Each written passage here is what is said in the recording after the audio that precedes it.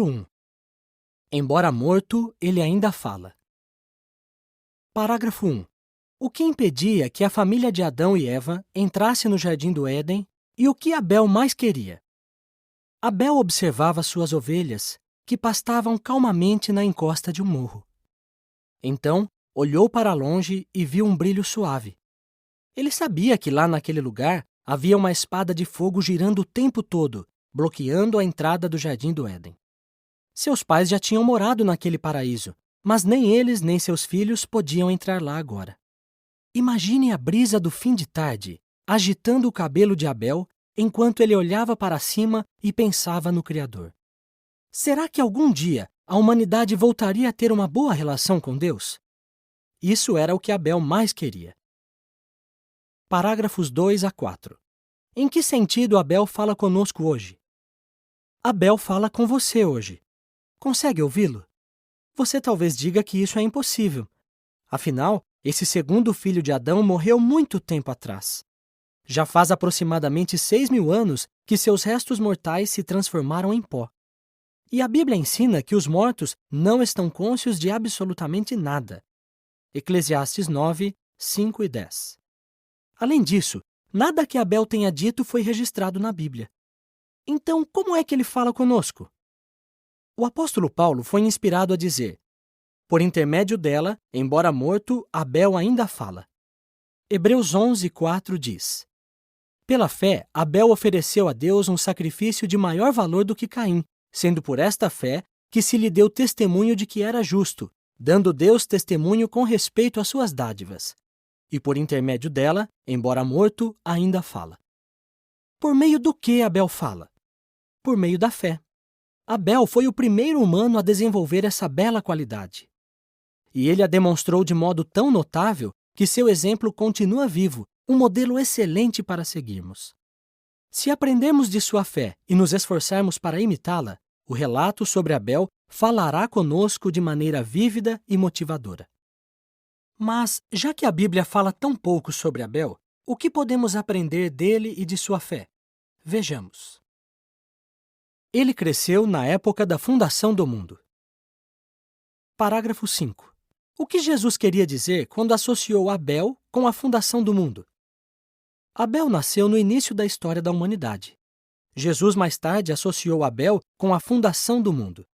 Lucas 11, 50 e 51 diz: para que o sangue de todos os profetas, derramado desde a fundação do mundo, seja exigido desta geração, desde o sangue de Abel até o sangue de Zacarias, que foi morto entre o altar e a casa. Sim, eu vos digo, será exigido desta geração. Pelo visto, Jesus se referia ao mundo de pessoas que podiam ser resgatadas do pecado. Embora Abel tenha sido o quarto humano a existir, tudo indica que ele foi o primeiro a ser encarado por Deus como merecedor do resgate. A nota diz: a expressão a fundação do mundo passa a ideia de lançar sementes ou ter filhos, de modo que ela tem a ver com os primeiros descendentes humanos. Mas por que Jesus relacionou Abel com a fundação do mundo e não Caim, que foi o primeiro descendente humano? As decisões e ações de Caim foram encaradas como uma rebelião deliberada contra Jeová Deus. Parece que, assim como seus pais, Caim não terá direito à ressurreição nem ao resgate. Fim da nota. Com certeza, Abel não cresceu tendo a melhor das influências. Parágrafo 6. O que podemos dizer sobre os pais de Abel? A família humana ainda estava no início, mas um manto de tristeza pairava sobre ela. É provável que Adão e Eva, os pais de Abel, fossem belos e cheios de vida. No entanto, eles tinham cometido um grande erro e sabiam disso. No início, eles eram perfeitos e tinham a perspectiva de viver para sempre. Mas se rebelaram contra Jeová Deus e foram expulsos de seu lar paradísico no jardim do Éden. Por colocar seus próprios desejos à frente de tudo, até mesmo das necessidades de seus descendentes, eles perderam a perfeição e a vida eterna. Parágrafos 7 e 8. O que Eva disse quando Caim nasceu e no que ela talvez estivesse pensando? A vida fora daquele jardim não era nada fácil para Adão e Eva. Mas então algo aconteceu. Quando seu primeiro filho nasceu, eles lhe deram o nome de Caim, que significa algo produzido, e Eva disse: produzi um homem com o auxílio de Jeová. Gênesis 4:1. Suas palavras indicam que ela talvez estivesse pensando na promessa que Jeová havia feito no jardim, de que uma mulher produziria um descendente que um dia destruiria a criatura perversa que havia desviado Adão e Eva. Gênesis 3:15. Será que Eva achava que ela era a mulher da profecia e que Caim era o descendente prometido? Se esse foi o caso, ela estava completamente enganada. E se Adão e Eva incutiram essas ideias em Caim desde pequeno, com certeza alimentaram o orgulho que ele já tinha como humano imperfeito. Com o tempo, Eva teve outro filho, mas não há registro de nenhuma declaração grandiosa sobre ele. Eles lhe deram o nome de Abel, que talvez signifique exalação ou vaidade. Será que isso refletia suas baixas expectativas, como se esperassem menos de Abel do que de Caim? Não podemos ter certeza. Parágrafo 9. O que os pais hoje podem aprender de nossos primeiros pais? Os pais hoje podem aprender uma grande lição de tudo isso. Por suas palavras e ações, será que vocês alimentarão o orgulho, a ambição e as tendências egoístas de seus filhos? Ou lhes ensinarão a amar a Jeová Deus e a ser amigos dele? Infelizmente, os primeiros pais não cumpriram seu dever. Mas ainda havia esperança para seus descendentes. Como Abel desenvolveu fé? Parágrafos 10 e 11. Que trabalho Caim e Abel aprenderam e que qualidade Abel desenvolveu? À medida que os dois meninos cresciam, é provável que Adão tenha lhes ensinado a trabalhar para prover o sustento à família. Caim aprendeu a plantar, Abel a cuidar de ovelhas. No entanto, Abel fez algo muito mais importante. Com o passar dos anos, ele desenvolveu fé, a bela qualidade sobre a qual Paulo falou mais tarde. Pense no seguinte: se Abel não tinha nenhum exemplo humano digno de imitar, como ele desenvolveu fé em Jeová Deus? Veja 3 coisas que talvez o tenham ajudado. Parágrafos 12 e 13. Como observar as obras criativas de Jeová pode ter ajudado Abel a fortalecer sua fé? As obras criativas de Jeová. É verdade que Jeová tinha amaldiçoado o solo, fazendo com que produzisse espinhos e abrolhos, que atrapalhavam a lavoura. Mesmo assim, a terra continuava a produzir generosamente o alimento que mantinha a família de Abel viva. Além disso, Jeová não tinha amaldiçoado os animais, incluindo aves e peixes, nem os montes, lagos, rios e mares, nem os céus, nuvens, sol, lua e estrelas. Para onde quer que olhasse, Abel via evidências do imenso amor, sabedoria e bondade de Jeová Deus, o Criador de tudo o que existe. Romanos 1:20 diz: pois as suas qualidades invisíveis são claramente vistas desde a criação do mundo em diante, porque são percebidas por meio das coisas feitas, mesmo seu sempiterno poder e divindade, de modo que eles são inexcusáveis. Refletir com apreço nessas coisas, sem dúvida, fortaleceu sua fé. Abel com certeza tirava tempo para meditar em assuntos espirituais. Imagine Abel cuidando de seu rebanho. A vida de pastor exigia andar longas distâncias. Ele conduzia os dóceis animais através de morros, vales e rios, sempre buscando os pastos mais verdes, as melhores fontes de água e os abrigos mais seguros. De todas as criaturas de Deus, as ovelhas pareciam as mais indefesas, como se tivessem sido feitas para depender da liderança e proteção de um humano. Será que Abel percebeu que ele também precisava da liderança, proteção e cuidado de alguém muito mais sábio e poderoso que qualquer humano? Ele com certeza expressava muitos desses pensamentos em oração, e com isso sua fé continuou a aumentar. Parágrafos 14 e 15. Com base nas promessas de Jeová, em que coisas Abel podia meditar? As promessas de Jeová. Adão e Eva devem ter contado a seus filhos por que eles haviam sido expulsos do jardim do Éden. Assim, Abel tinha muito em que meditar. Jeová tinha dito que o solo seria amaldiçoado. Abel podia ver claramente os espinhos e abrolhos que cumpriam essas palavras. Jeová também tinha predito que Eva sentiria dores durante a gravidez e o parto. Abel certamente viu o cumprimento dessas palavras quando seus irmãos nasceram. Jeová tinha predito que Eva sentiria uma necessidade anormal de amor e a atenção de seu marido, e que ele, por sua vez, a dominaria. Abel via essa triste realidade bem diante de seus olhos. Tudo isso levou Abel a concluir que a palavra de Jeová é totalmente confiável. Assim, ele tinha fortes motivos para ter fé na promessa de Deus sobre um descendente que um dia acabaria com os problemas que tiveram início no Éden. Parágrafos 16 e 17. O que Abel talvez tenha aprendido com os querubins? Os servos de Jeová. Abel não tinha nenhum exemplo humano digno de imitar, mas os humanos não eram as únicas criaturas inteligentes na Terra naquela época. Quando Adão e Eva foram expulsos do jardim, Jeová se certificou de que nem eles, nem seus descendentes tivessem acesso àquele paraíso terrestre. Para guardar a entrada, Jeová colocou anjos de elevada categoria, chamados querubins, e uma espada de fogo que girava continuamente. Gênesis 3, 24 diz: E expulsou assim o homem, e colocou ao oriente do jardim do Éden os querubins e a lâmina chamejante de uma espada, que se revolvia continuamente, para guardar o caminho para a árvore da vida. Quando Abel era menino, imagine o que significava para ele observar aqueles querubins.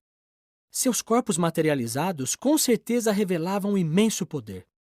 E aquela espada de fogo, que nunca se apagava nem deixava de girar, também inspirava reverência. À medida que Abel crescia, será que viu alguma vez aqueles querubins abandonarem seu posto por estarem cansados de ficar ali? Não. Dia e noite, ano após ano, década após década, aquelas poderosas criaturas inteligentes permaneciam no mesmo lugar. Abel aprendeu assim que Jeová Deus tinha servos justos e fiéis. Naqueles querubins, Abel podia ver um tipo de lealdade e obediência a Jeová que ele não via em sua própria família. O exemplo daqueles anjos deve ter fortalecido sua fé. Parágrafo 18. Que muitas ajudas temos hoje para desenvolver fé. Por meditar em tudo que Jeová tinha revelado sobre si mesmo por meio da criação, de suas promessas e dos exemplos de seus servos angélicos, Abel fortaleceu cada vez mais sua fé. É como se seu exemplo falasse conosco, não concorda? Os jovens, em especial, talvez achem animador saber que podem desenvolver verdadeira fé em Jeová, não importa o que seus familiares façam. Hoje temos as maravilhas da criação à nossa volta, a Bíblia inteira à nossa disposição e o exemplo de muitas pessoas de fé para imitar.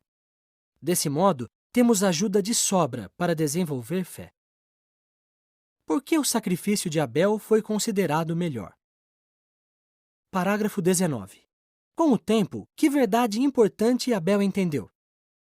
A fé que Abel tinha em Jeová ficou cada vez mais forte e ele começou a pensar num modo de expressar essa fé. Mas o que um simples humano poderia dar ao Criador do universo?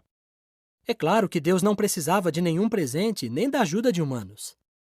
Com o tempo, Abel entendeu uma verdade muito importante. Se ele, com a motivação correta, oferecesse a Jeová o que tinha de melhor, seu amoroso pai se agradaria disso. Parágrafos 20 e 21. Que ofertas Abel e Caim fizeram a Jeová e qual foi a reação dele? Abel se preparou para oferecer algumas ovelhas de seu rebanho. Ele escolheu as melhores, as primícias, e o que pareciam ser os melhores pedaços. Caim também buscou a bênção e o favor de Deus por se preparar para oferecer alguns de seus produtos agrícolas. Mas sua motivação não era como a de Abel. A diferença ficou evidente quando eles apresentaram suas ofertas. Os dois filhos de Adão devem ter usado altares e fogo para fazer suas ofertas, talvez à vista dos querubins, que na época eram os únicos representantes de Jeová na terra. Qual foi a reação de Jeová? O relato diz: Jeová olhava com favor para Abel e para sua oferenda. Gênesis 4:4. A Bíblia não diz como Deus mostrou sua aprovação. Parágrafos 22 e 23. Por que Jeová olhou com favor para a oferta de Abel? Por que Deus aceitou o sacrifício de Abel e não o de Caim? Foi por causa da oferta em si? Abel, de fato, ofereceu uma criatura viva, derramando seu sangue precioso. Será que ele sabia que um sacrifício assim seria muito valioso? Séculos depois, Deus usou o sacrifício de um cordeiro sem defeito para representar o sacrifício de seu próprio Filho perfeito, o Cordeiro de Deus, que teria seu sangue inocente derramado. João 1:29. Mas Abel provavelmente não sabia ou não entendia boa parte disso. De uma coisa podemos ter certeza: Abel ofereceu o melhor que tinha. Jeová olhou com favor não só para a oferta em si, mas para quem a oferecia. Abel agiu motivado por amor a Jeová e verdadeira fé nele. Parágrafo 24. A. No caso de Caim, por que podemos dizer que o problema não estava na oferta em si? B. Em que sentido Caim era como muitas pessoas hoje? Mas era diferente no caso de Caim. Jeová não olhava com favor para Caim e para sua oferenda. Gênesis 4, 5. O problema não estava na oferta em si, pois a lei de Deus mais tarde permitiu que se oferecessem produtos da terra. Mas a Bíblia diz sobre Caim: suas próprias obras eram iníquas. 1 João 3,12 diz: não como Caim, que se originou do iníquo e que matou a seu irmão. E por que causa o matou? Porque as suas próprias obras eram iníquas, mas as de seu irmão eram justas.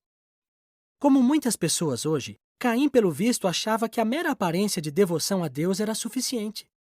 Sua falta de verdadeira fé em Jeová e amor por ele logo ficou evidente em suas ações. Parágrafos 25 e 26. Que aviso Jeová deu a Caim, mas o que ele fez? Quando Caim viu que não tinha obtido o favor de Jeová, será que tentou aprender do exemplo de Abel? Não. Ele ficou com muito ódio de seu irmão. Jeová viu o que se passava no coração de Caim e pacientemente procurou raciocinar com ele, avisando que sua atitude o levaria a cometer um pecado grave. Também prometeu a Caim que, se ele mudasse seu modo de agir, seria enaltecido, ou seja, receberia sua aprovação. Caim ignorou o aviso de Deus. Ele se aproveitou da confiança que seu irmão mais novo tinha nele e o convidou para uma caminhada no campo. Ali, Caim atacou Abel e o matou. Em certo sentido, Abel se tornou a primeira vítima de perseguição religiosa, o primeiro mártir. Ele havia morrido, mas sua história estava longe de terminar. Parágrafo 27. A. Por que podemos ter certeza de que Abel será ressuscitado? B. O que precisamos fazer para conhecer Abel um dia? Em sentido simbólico, o sangue de Abel clamava a Jeová Deus pedindo vingança ou justiça. E Deus fez com que a justiça fosse feita ao punir o perverso Caim por seu crime. O mais importante é que o registro de fé de Abel ainda fala. Sua vida, que talvez tenha durado uns 100 anos, foi curta em comparação com a de outros humanos daquela época, mas foi uma vida significativa. Ele morreu sabendo que tinha o amor e a aprovação de seu Pai Celestial, Jeová. Por isso, podemos ter certeza de que ele está a salvo na memória ilimitada de Jeová, aguardando ser ressuscitado num paraíso terrestre. E você, estará lá para conhecê-lo? Isso pode acontecer se você estiver decidido a escutá-lo e a imitar seu notável exemplo de fé.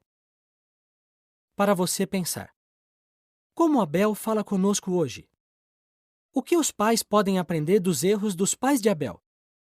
Como as obras criativas de Jeová, suas promessas e seus querubins talvez tenham ajudado Abel a desenvolver fé? De que maneiras você pretende imitar a fé de Abel?